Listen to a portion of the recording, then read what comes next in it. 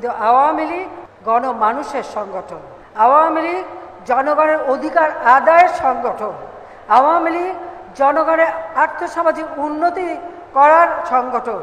কাজে বারবার আঘাত এসেও এই সংগঠনকে কোনো ক্ষতি করতে পারে নাই।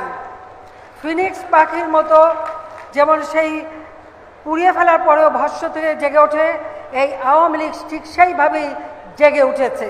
2007 সালেও চেষ্টা করা হয়েছিল আওয়ামী লীগ নিশ্চিত করে দিয়ে নতুন কিংস পার্টি গড়ে তুলবে, সেটাও সফল করতে পারেনি।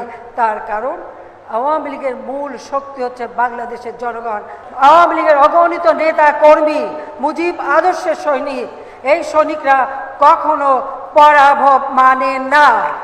প্রত্যেক নেতা কর্মীকে এই প্রতিষ্ঠা বার্ষিকীতে বলবো যে যেমন সংগঠন করতে হবে, সেইভাবে জনগণের আস্থা বিশ্বাস, যেটা আমাদের মূল শক্তি, সেই আস্থা বিশ্বাসটা অর্জন করতে হবে। আর সেই